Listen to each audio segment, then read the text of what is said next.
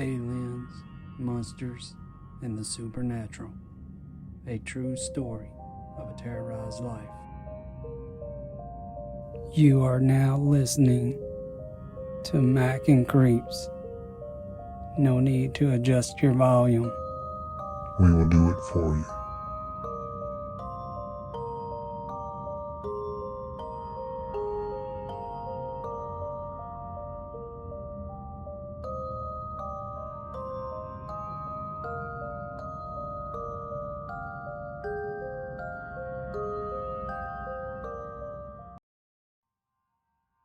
Ladies and gentlemen, you are listening to Mac and Creeps, and this is the next chapter.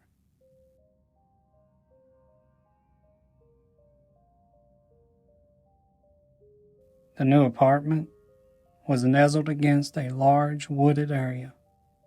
Two huge farms on the outskirts of town sat right next to our apartment. The two farms were separated by a decent-sized creek. A creek that many people say is 1 mile from being a river, but that is neither here nor there. The woods and the creek provided us with several adventures. It also gave us a whole world to explore. My siblings, all our friends, and myself spent most of our days in the woods. We built tree houses, water rafts, rope swings, and had the occasional apple-throwing war. Not far into the woods was an open cattle field. It sat far from any homes and could be reached by walking across a stone dam. The stone dam was put in place by the neighborhood kids. No one really paid much attention to the empty field, but the field would eventually taunt me every time I seen it. After hearing and seeing my visitors countless times flying over our home moments before they entered it, I would eventually figure out the field was their landing site. I was amazed by their brazen acts. They would park their ship and come through the woods. These beings eventually threw caution to the wind, but in the earlier days of their home invasions, they were very stealthy. Some of my first visits from these entities came without warning. Looking back now, I can easily remember the feeling of despair. I am very grateful now, but there was a time when I was completely helpless. For most of my life, the entities would have complete control over me. I can say I fought back as much as possible, and you will find that in the beginning, I was able to move. I remember thinking I was too small and young for the entities to knock me out like the rest of my family. I thought maybe whatever methods they use were too strong for a small child. Before I could start theorizing on these things, I experienced a lot of visits. I don't know how I knew, but from the beginning, I understood that these were alien visitors, and they were experimenting on me. And I also understood at the time there was nothing I could do about it. I am 10 years old, sharing a room with my older sister. My two older brothers share the room next to us. My father and mother are across the hall from my brothers. My parents' bedroom door is at the top of the stairs. My oldest brother is downstairs sleeping on the couch. He stays here sometimes, but he often moves around, staying with a girlfriend or family members. The one thing I don't mind about sharing a room with my older sister if she doesn't mind sleeping with the light on. I have had a terrorized childhood at the hands of the supernatural, so I fall asleep much easier with a light on. I say the childhood prayer my mother taught us as I lie in bed for the night. Now I lay me down to sleep. I give the Lord my soul to keep. If I should die before I wake, I pray the Lord my soul to take. I fall asleep without any trouble. Lately there hasn't been much going on in the night. I am dreaming a typical dream that turns bad. In the dream, someone is holding my arms and legs. Frightened by this, I start the process of waking myself up. I focus on my eyes and start trying to open them. It doesn't take very long to wake myself up. I open my eyes, and I am blinded by light. I am being held down by my arms and legs. I feel hands all around me holding my limbs. I fight to get free, but I feel weak. I am being easily overpowered. My eyes adjust to the light, and I let out a horrified scream. I am screaming with all my might, but I hear no sound. I see 4 brown humanoid figures above me.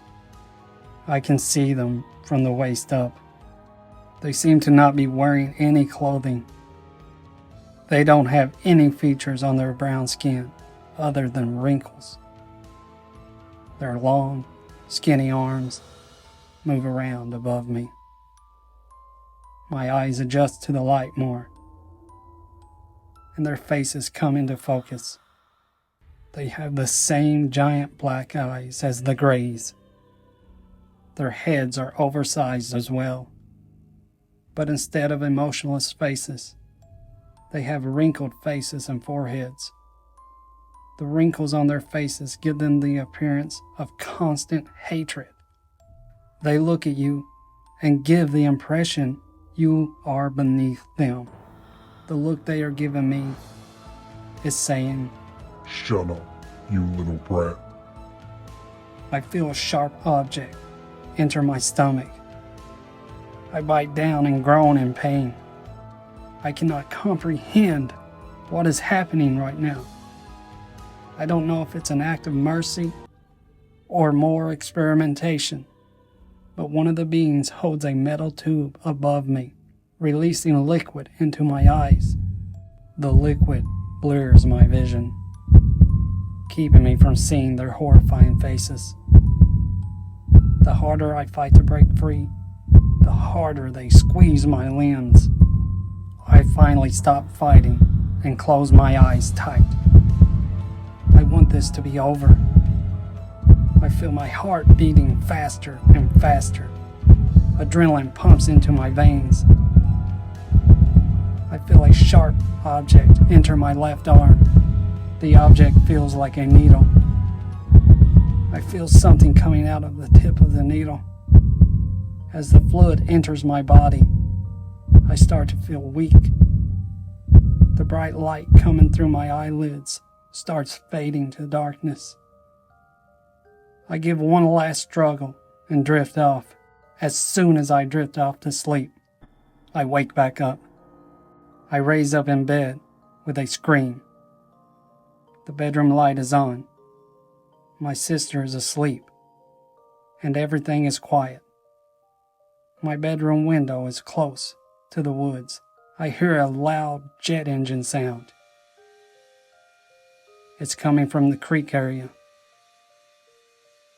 The rumbling sound hovers overhead for a moment. I jump out of bed and run to the window. Before I can make it to the blinds, I hear a rocket blasting off.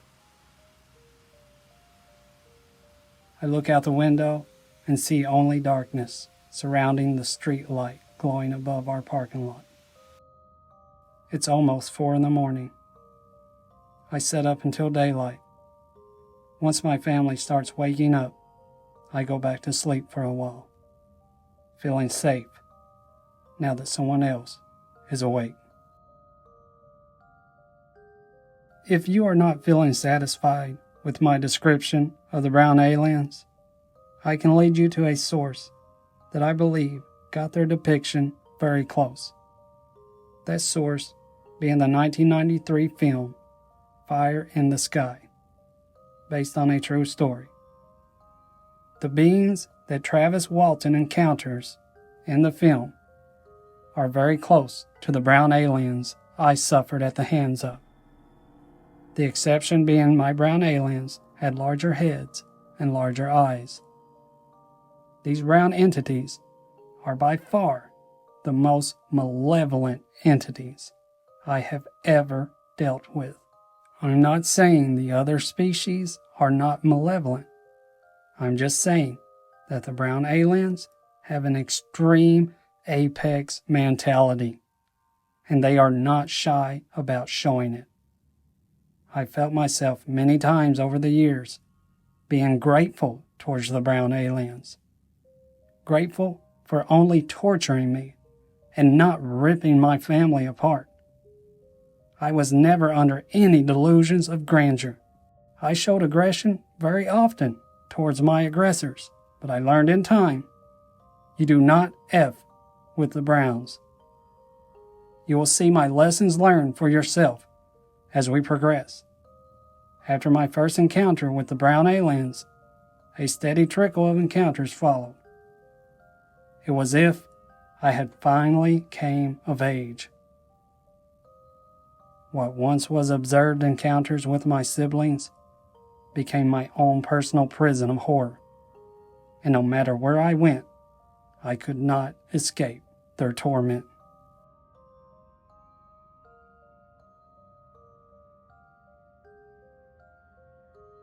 So I just want to provide some commentary here after that part of the story.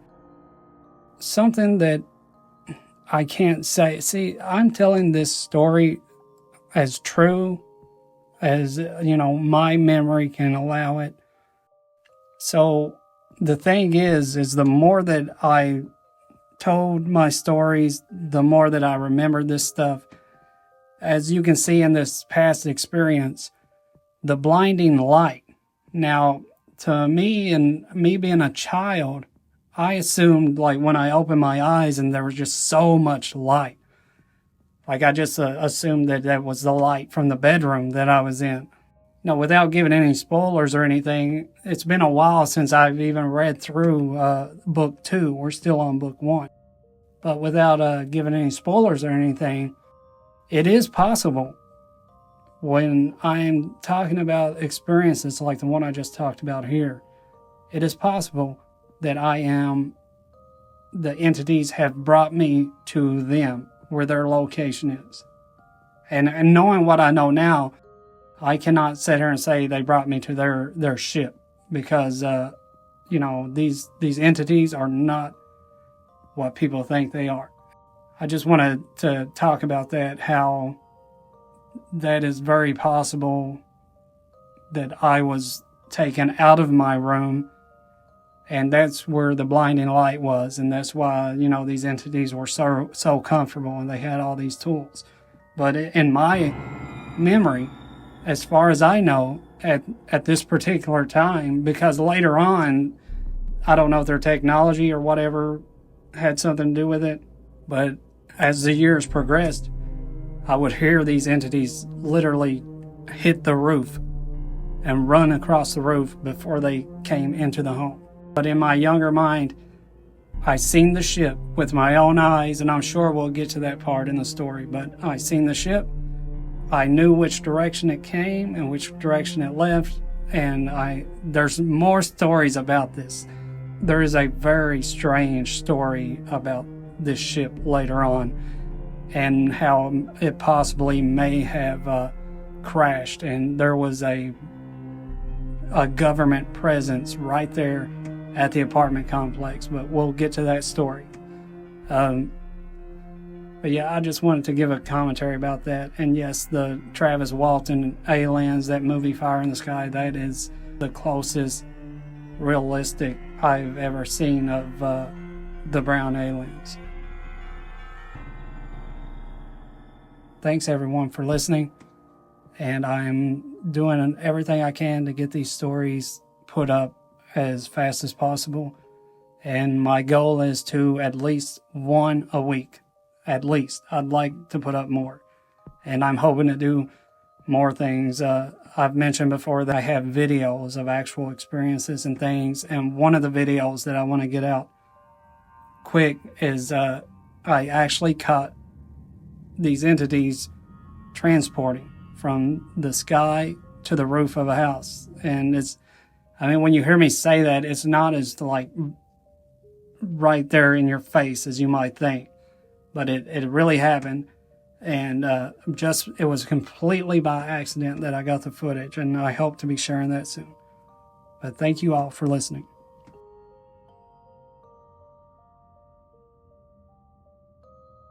Ladies and gentlemen, you have been listening to Mac and Creeps.